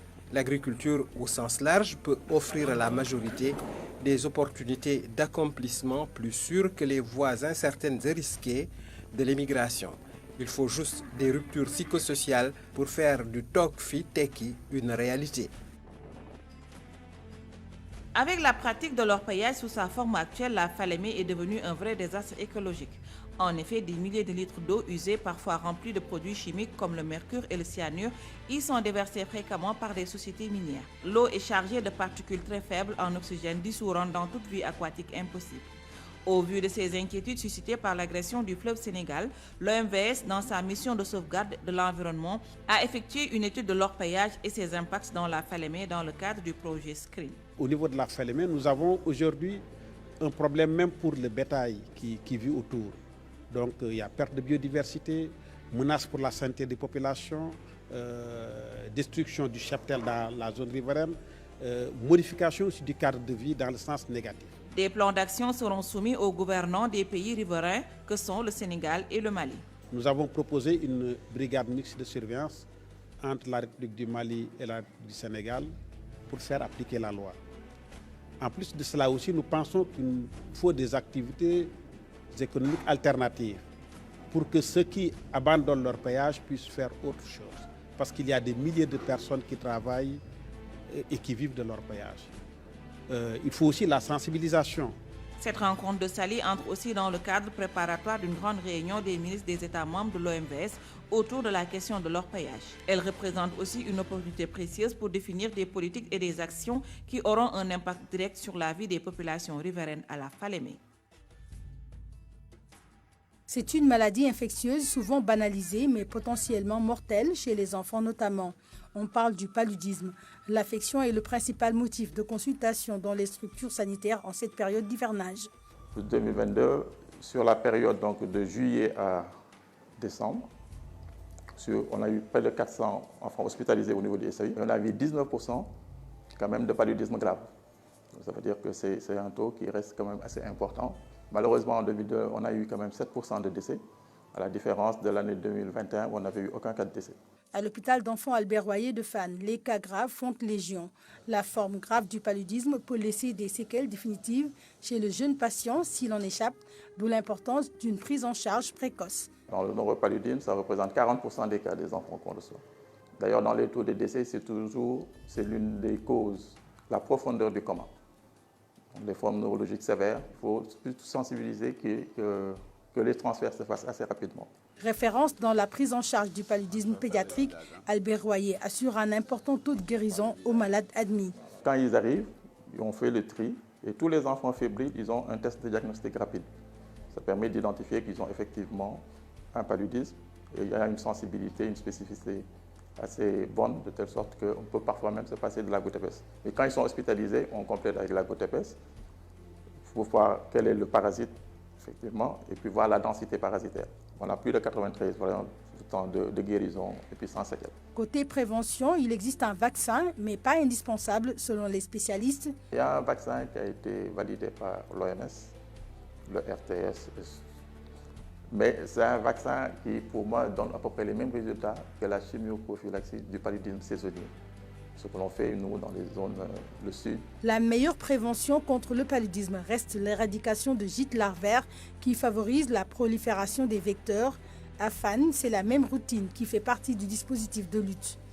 On vient pour se soigner, il ne faudrait pas qu'on reparte avec une autre pathologie. Les bâtiments sont vétustes, il faut réhabiliter les bâtiments, revoir, faire certains débouchages, revoir les étanchéités et autres. Nous faisons un nettoyage des toitures. Les salles d'hospitalisation sont entourées par des moustiquaires. Malheureusement, ces moustiquaires sont souvent délabrés parce que aussi les accompagnants les utilisent pour y verser des fois des restes de nourriture ou bien de l'eau et consorts. Nous, ce que nous faisons, c'est de reprendre les moustiquaires. Il faut, surtout au niveau communautaire, insister, sensibiliser les parents pour qu'ils dorment sur moustiquaires imprégnés, pour qu'ils fassent de l'insecticide, qu'ils fassent des grillages, etc. Lutter contre tout ce qui est flaque d'eau. L'accessibilité du service d'accueil des urgences reste toutefois une contrainte pour l'hôpital. Cette route qui est au niveau de l'hôpital d'enfants Albert Royer ne mène pas jusqu'au service d'accueil et des urgences. Et notre souhait est que l'on puisse continuer la route pour que les ambulances puissent se garer devant le service d'accueil et d'urgence. Ça va nous permettre de ne plus avoir à courir avec les enfants devant le SAI, devant l'accueil du moins, pour rejoindre le SAI. La réduction de la mortalité palustre demeure une priorité pour cet hôpital. L'appui des autorités est souhaité pour une mise en œuvre efficace des stratégies du programme de lutte contre le paludisme. Il a choisi la meilleure option non seulement pour lui, pour les États-Unis, mais surtout pour le Parti démocrate, qui a failli être divisé avec les nombreux sons de cloche sur le retrait ou non de Joe Biden de la course très risquée pour la Maison-Blanche en novembre. Joe Biden avait fini ces derniers jours de multiplier les dérapages dans les débats avec son adversaire Donald Trump, sans compter les nombreux soupçons sur son état de santé physique et mental. En retirant sa candidature, il va sans nul doute laisser libre cours au Parti démocrate de choisir un candidat qui pourrait certainement être Kamala Harris, dont la candidature est soutenue par Joe Biden. Un choix de cœur et de raisons qui pourraient aboutir à l'élection pour la première fois d'une femme à la tête des États-Unis, après l'épisode raté de Hillary Clinton. Avec le retrait de Joe Biden de la course, les démocrates ont encore du temps pour choisir et faire le bon choix pour barrer la route à Trump, qui caracole déjà dans les sondages depuis la tentative d'assassinat en plein meeting à Philadelphie. Un revirement démocrate qui n'est pas parti pour baliser la voie à Trump, mais qui pourrait déjouer tous les pronostics de se défaire rapidement de Joe Biden. Et Donald Trump aura fort à faire avec celui ou celle que les démocrates choisiront, un potentiel candidat pour battre Trump. Et l'Amérique aura encore une fois une belle occasion de choisir une femme à la personne de Kamala Harris, ne serait-ce que pour l'histoire et pour les femmes. Et il pourra certainement compter sur l'électorat féminin pour battre Donald Trump en novembre. 7h35, bienvenue si vous nous rejoignez juste à l'instant. On ouvre le débat maintenant, on va terminer ça demain en plateau sur Quinqueliba avec l'actualité internationale parce qu'il y a tellement de choses à dire. Mais on a aussi nos invités en plateau et la chronique Tendance avec Toumani. Juste un mot, pas plus. Kamala Harris, Joe Biden, déjà juste sur le retrait. Juste sur le retrait. C'était logique. C'était logique. Il aurait dû le faire peut-être un peu plus tôt. Mais il n'aurait jamais dû se représenter. De par son âge très avancé. Oui, c'est ça, tout à fait. 81 ans, je pense que c'était difficile pour lui de se représenter déjà. Et puis Kamala Harris vient à ça va être très compliqué d'ici novembre pour pouvoir peu de temps, faire face à Trump. Mais c'est le choix de Biden. On va respecter ce choix-là et souhaiter bonne chance à Kamala. On en reparlera demain sur ce plateau, en détail bien sûr de cette actualité internationale. Vous aussi, donnez-nous votre avis sur les réseaux sociaux notamment. On accueille en plateau Birnie Brigitte Ndour. Merci d'avoir accepté notre invitation. Merci. Et bienvenue sur la matinale Quinqueliba. Merci, c'est avec plaisir. On reparle du concours général dans un petit moment. Place d'abord à la chronique Tendance avec Toumani qui nous emmène aux États-Unis finalement. Hein. La transition est bien trouvée. On reste au pays de l'oncle Sam. Tout à fait. Pendant que les athlètes ne jurent que par les maisons de luxe européennes, aujourd'hui, Jeremiah Owusu, lui, rend hommage à ses origines. Voici le joueur le plus stylé de la NFL. Jeremiah Owusu, né le 4 novembre 1999 à Hampton, en Virginie, est un joueur américain de football américain. Il joue au poste de linebacker latéral pour la franchise des Browns de Cleveland en National Football NFL. Au niveau universitaire, il a joué pour les Fighting Irish de Notre-Dame pendant 4 saisons, de 2017 à 2020, avant d'être sélectionné lors du deuxième tour de la draft 2021 par les Browns. Enfant, il joue au football américain et au basketball. Cependant, à l'âge de 8 ans, l'ancien linebacker des Gamecocks de la Caroline du Sud, Edward Price, le repère, va lui inculquer un style de jeu versatile qui le suivra tout au long de sa carrière. À rebours des sportifs superstars adeptes des maisons de luxe, le joueur de football américain rend hommage à ses origines en arborant des tissus traditionnels d'Afrique subsaharienne avant chaque match. Un panafricanisme vestimentaire rafraîchissant. We have to define what an African garment is. Because as you can see, a lot of the quote-unquote European garments have a lot of similarities with African garments in the sense of whether it's colonization, whether it's appropriation, whatever it is. But at the end of the day, I wanted people to see that I wasn't just a brother from Newport News, Bad News, Virginia, Hampton, wearing the baggy. And I got the baggy swag too now. But also, I wanted them to understand that, I am an African-centered brother. I am a brother who does honor the traditions of my fathers, my forefathers. Le joueur de football américain Jeremiah Owusu affole ses foules. Ses tenues sont plus largement commentées que ses performances de haute volée avec son équipe de Cleveland. Il faut dire que le sportif se distingue en mettant en avant un florilège de tissus traditionnels africains chaque fois qu'il se rend au stade. Il commence lorsque l'athlète a rendu hommage à son pays d'origine, le Ghana, en débarquant avec une majestueuse toge en quinte. Le tout chaussé de sandales confectionné dans la tradition ghanéenne en exécutant la danse populaire à Doha. Puis le linebacker des Cleveland Browns arbore un ensemble traditionnel du continent à chacune de ses entrées. Une fois en mazin, une autre en bogolan, tissu traditionnel malien, accompagné sur les réseaux sociaux de proverbes. Outre les félicitations de la presse africaine et la popularité grandissante sur les réseaux sociaux, Jérémia Owusu dit avoir reçu de nombreux messages de journalistes qui essaient d'anticiper la prochaine tenue ou d'avoir des informations sur la provenance de ses parures. Il y voit également une opportunité pour célébrer son africanité et souligner la richesse des imprimés subsahariens qui ont le vent en poupe. Là où les athlètes de premier plan ne jurent que par les maisons de luxe européennes, à l'instar de LeBron James, sapé tout en Louis Vuitton, le panafricanisme vestimentaire d'Owusu est plus que rafraîchissant.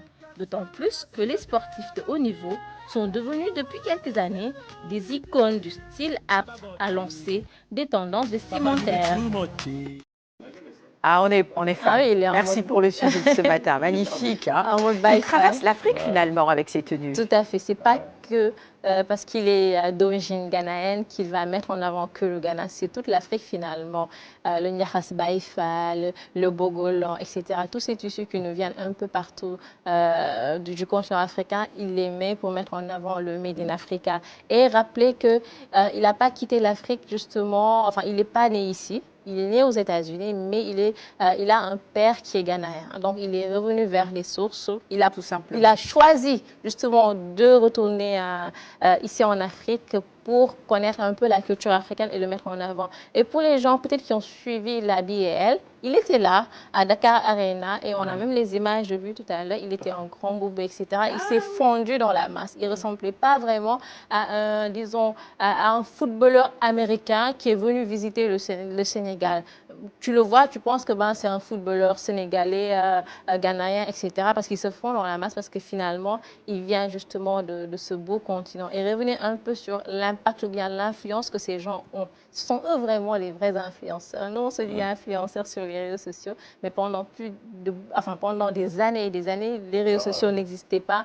Et ces artistes, ces joueurs, eux, qui jouaient ce rôle-là de mettre en avant tout ce qu'aujourd'hui les jeunes Africains proposent au monde entier. Et lorsqu'on parle justement de terrain ou bien en dehors même du terrain, mais aujourd'hui, au niveau du terrain, il y a cette coopération ou bien je vais dire ce partenariat avec le monde de la mode et du sport.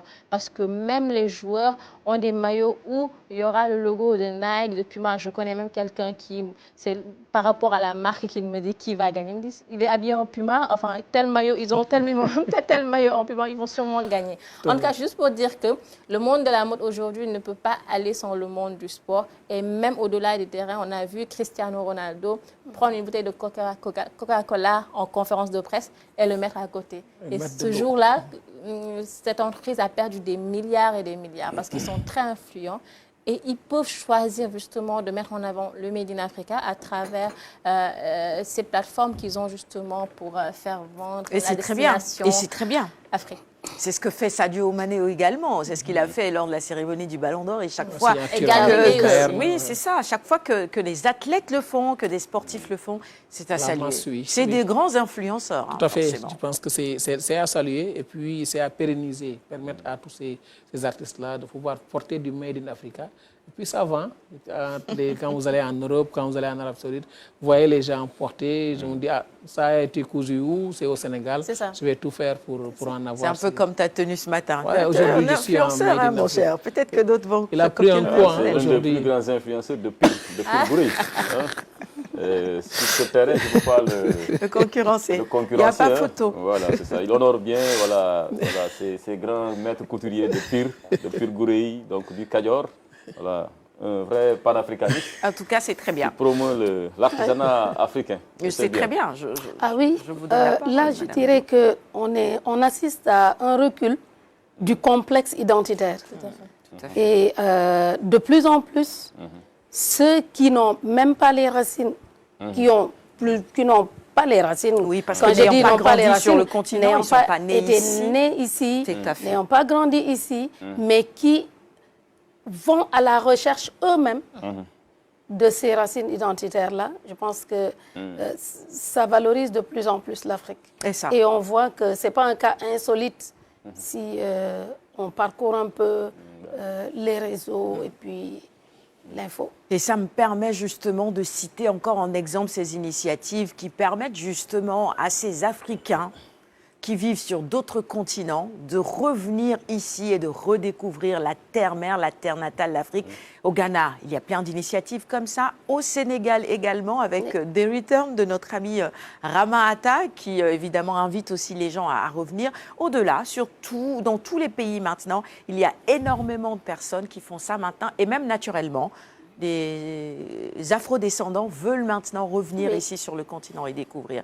Et ça passe aussi par la mode. De toute manière, on termine. Peut-être on va me dire pourquoi je n'ai pas pris l'exemple de Sadio Mané et de Ghana pour faire cet élément. Parce qu'effectivement, ils montrent le Made in Africa. C'est vrai que maintenant, lorsqu'on regarde les images dans les cérémonies, c'est vrai qu'ils sont en Made in Africa, des tenues, disons, tradi modernes. Mais vraiment, si vous voyez cet élément de Jérémia, il n'y a pas photo. Il ne va même pas vers la modernité. Il ne laisse même pas d'aller vers le tradi moderne. Il est à 100% traditionnel, mais on magnifie également et félicite ces sportifs sénégalais qui mettent en avant également l'artisanat. Tout à fait. Et quand il met le pagne comme ça, là, traditionnel au Ghana, beaucoup de charisme. C'est magnifique. Hein, tout à fait. Différent. Comment Jérémia Owusu. Owusu. Owusu, ben, voilà, c'est ça. Non, c'est bon. Hein. La prononciation, c'est pas il faut ça. J'ai dit en fait au Ghana, il y en a qui disent Owusu, Owusu, c'est ça. Voilà, mais c'est un prénom, un nom de famille plutôt typiquement ghanéen, surtout Ashanti.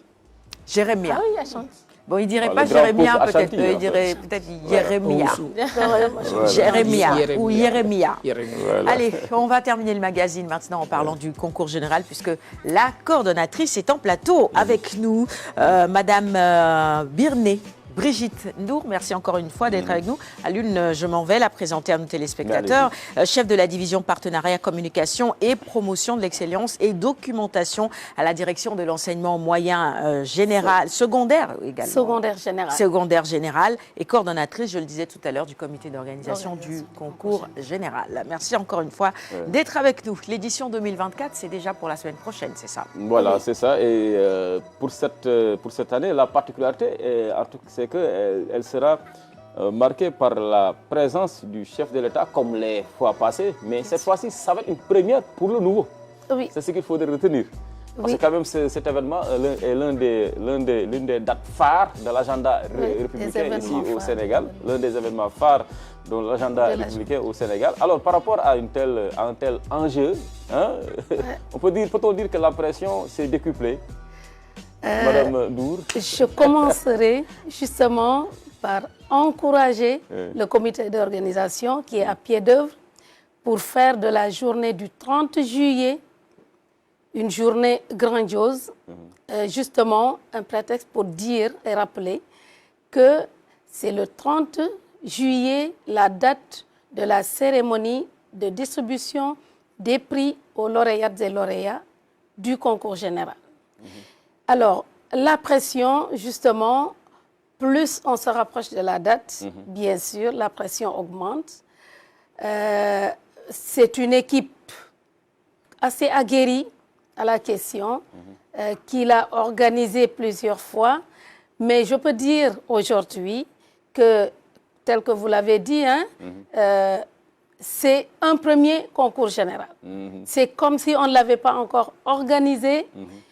On la veut toujours, on veut cette journée-là plus grandiose que jamais parce que à chaque année, la barre a été mise très haute et celle-ci va être présidée par son Excellence Bassirou Diomaye Diakhar Faye et nous voulons qu'elle soit d'une grande solennité, d'une grande profondeur de paroles et de concentration et d'émotion.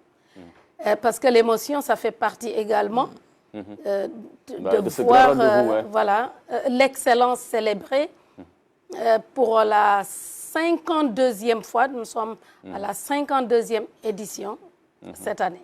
Et il symbolise vraiment l'excellence, le nouveau président du Sénégal, l'excellence de l'école sénégalaise. Parce que lui, il aura fait toutes ses classes au Sénégal. C'est vrai que son prédécesseur a fait pratiquement l'essentiel de ses humanités au pays, mais après, il aura fait un petit séjour à l'étranger. Oui. Hein? Mais pour le cas donc, précis du président Bassirou Diomaye Diakhar Faye, il aura fait toutes ses classes. Il n'est jamais sorti du territoire sénégalais pour avoir peut-être un diplôme de plus ou autre. Et aujourd'hui, il est à la tête de la nation. Donc ça démontre que vraiment, il y a de la qualité dans notre école. Il y a de la qualité dans notre école. Et j'ai la fierté de dire que c'est quelqu'un que je connais bien, que je connais peut-être très bien. Il a étudié à l'école où j'ai étudié le primaire. À Ndiaga Niao. Oui, à Ndiaga Niao. Donc, je suis son aîné. Et je sais qu'il est passé par une éducation sérieuse et rigoureuse. Dans le milieu, on ne badine pas avec l'éducation. Et dans une famille également, dont le grand-père est quand même resté légendaire dans le cadre de la lutte pour l'éducation. Et d'ailleurs, le lycée de Ndiaga Niao porte le nom de Ndjouma Korfaye, son grand-père. Je sais qu'il n'est pas le parrain. Est-ce qu'il est déjà arrivé que le chef de l'État soit choisi comme parrain de l'édition? Parce que ça aurait pu être le cas pour cette année, par exemple. Alors, tellement c'est un exemple, tellement c'est un modèle, comme disait, c'est symbolique et tout ça. Bon, c'est pas le cas, mais est-ce que c'est déjà arrivé? Non, je ne pense pas que ce soit déjà arrivé, parce que c'est le président de la République qui désigne quelqu'un pour parrainer la cohorte, je dirais, les lauréats de l'édition. En fait, c'est une cérémonie présidentielle. D'accord. C'est le chef de l'État qui désigne, ce n'est pas le comité d'organisation. Non. D'accord. Le comité d'organisation fait du travail, ne propose pas une seule personnalité, mais plusieurs parmi les grandes sommités qui ont servi la nation. Et il y a un premier tri, parce que c'est ouvert, on s'adresse à beaucoup d'instances. Et vous avez l'embarras du choix. Et on a l'embarras du choix. Nous en savons quelque chose. Nous qui avons cette banque de données, nous disons que vraiment, au Sénégal, on a tout un potentiel, parce qu'il faut le dire, c'est dans le domaine surtout de l'intelligentsia, mais on a tout un potentiel de l'intelligentsia sénégalaise pour bâtir ce pays et pour aller de l'avant. Et d'ailleurs, je le dis souvent, le principal atout du Sénégal, ce n'est ni le pétrole ni le gaz. Hein, ce qui a fait toujours la particularité de notre pays, c'est vraiment la qualité de ses ressources humaines. Et cela, on le doit à notre école, hein, qui a vraiment formé beaucoup de cadres, pas que sénégalaises, sénégalais plutôt, mais d'autres nationalités également, qui ont à fourbir leurs armes ici dans notre l'AOF, pays. Le Sénégal est parti très tôt. Exactement, exactement. Alors, pour disons la figure de cette année, hein, comment vous l'appelez encore, le parrain, vous avez déjà fini de faire le choix? La présidence? Le président a choisi... revient à qui cette année-ci? Il a choisi le professeur Mamadou Sangaré, mathématicien, ancien directeur de l'école doctorale de mathématiques et d'informatique, comme parrain de cette édition. Qu'est-ce qu'on peut retenir du parrain comme principaux traits de caractère par rapport à son legs à l'école sénégalaise? Moi, je dirais, ce n'est pas quelqu'un que je connais de façon très personnelle. C'est normal. J'ai échangé avec lui quelques fois au téléphone. Je connais un peu le profil intellectuel, mais je dirais qu'aujourd'hui, où on s'est inscrit dans la promotion des sciences et des mathématiques, je pense qu'il constitue un bon profil, pour commencer. D'autre part, je dirais que c'est quelqu'un d'une grande humilité. D'une grande simplicité. Je l'ai directement ressenti le jour où je l'ai appelé pour lui dire « Monsieur Sangaré, le président de la République vous a désigné, vous a choisi comme le parrain de l'édition 2024 du concours général. » Il était ému quand même. Il était ému, il était heureux. J'ai senti quelqu'un qui a eu cette sensibilité comme un enfant. Vraiment, c'est un cœur qui sait vivre les choses, qui sait sentir l'honneur qui lui est fait. Et justement, nos services de communication sont allés à sa rencontre. Ils iront 2 fois, ils sont allés chez lui, le rencontrer avec les personnes qui lui sont proches du milieu social. Et ils iront au niveau de l'université, demain, mardi prochain, pour avoir toute cette envergure du scientifique, de l'universitaire. Massamba Thian a du travail, hein, avec c'est Massamba Thian, son équipe je le salue en passant. Tout cela. En termes de chiffres, Aban, tu avais une question. Bien sûr, vous avez parlé des chiffres. De chiffres, oui, surtout, mais également des lauréats. Ils seront combien et comment ça va se passer pour cette édition? Alors, le concours général, c'est 2 phases. Il y a le volet pédagogique, à l'issue duquel il y a une grande délibération pour donner les résultats, pour recueillir les résultats. Et le point de presse du ministre de l'Éducation nationale, qui lui a la primeur de la publication des résultats, à partir du point de presse, donc nous savons qu'il y a 112 distinctions, qu'il y a 100 lauréats. Les distinctions et les lauréats, parce que certains lauréats ont eu 2 distinctions. Soit un premier prix, deuxième prix, etc. OK. Donc, nous avons ces chiffres-là. Si j'anticipe, je dirais que voilà, nous avons quand même une augmentation même du nombre de distinctions et de lauréats. Je dirais que les inscriptions déjà, avant d'aller à la phase pédagogique, il y a eu auprès de 150 candidats de plus et une plus grande majorité de filles dans cette inscription. Je voulais vous interpeller sur cette question, mais vous y répondez. Voilà, exactement. La dimension genre. Les plus filles de filles, qui sont vraiment les reines du concours général ces dernières années. Hein. Alors, elles en sont les reines. Là, cette année, moi, je peux noter réellement une percée des filles. Parce que ces dernières années, ceux qui ont fait des études genre, éducation, savent bien qu'il était noté un retrait des filles par rapport aux filières scientifiques. Que les filles n'avaient pas confiance en elles-mêmes, que les filles ne s'orientaient pas comme les garçons vers les filières scientifiques. Il y a eu beaucoup d'actions qui ont été menées au Sénégal en termes de discrimination positive pour amener, booster, pousser les filles à rompre avec ce complexe. Et aujourd'hui, il y a le concours Miss Mathématiques qui a fait plus de sa décennie. Et nous pouvons dire qu'il a également porté ses fruits, certainement. On ne peut pas être formel parce qu'il n'y a pas une étude scientifique pour le démontrer.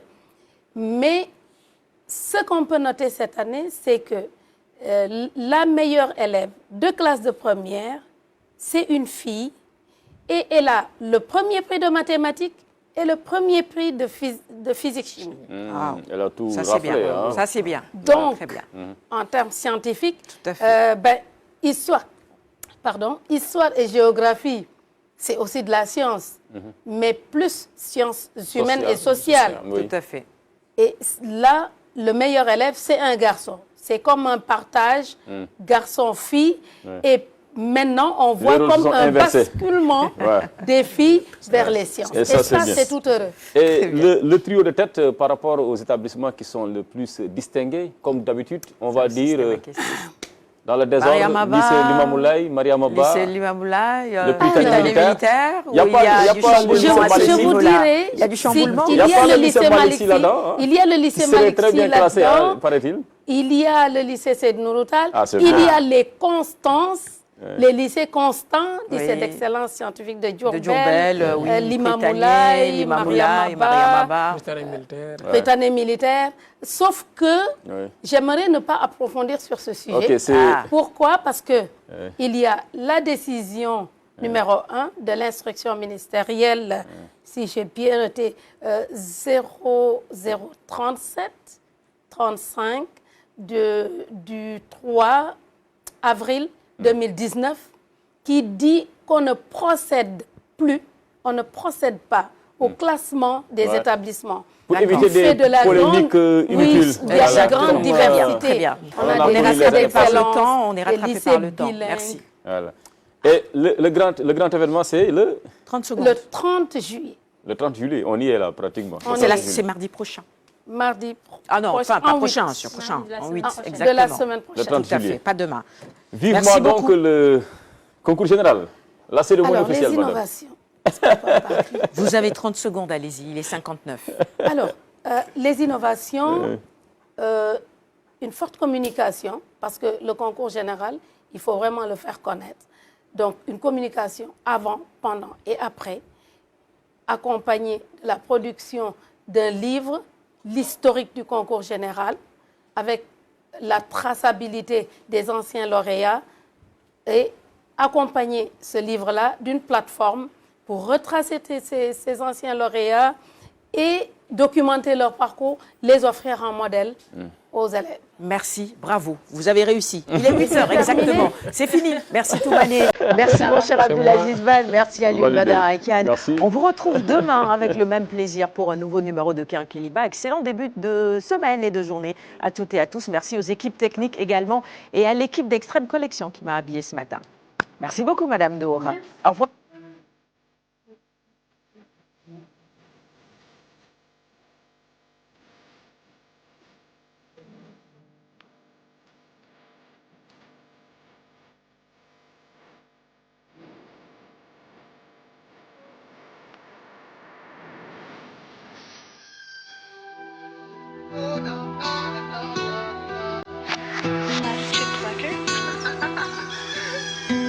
Gotta wake up early in the morning, a long way, but go because I gotta find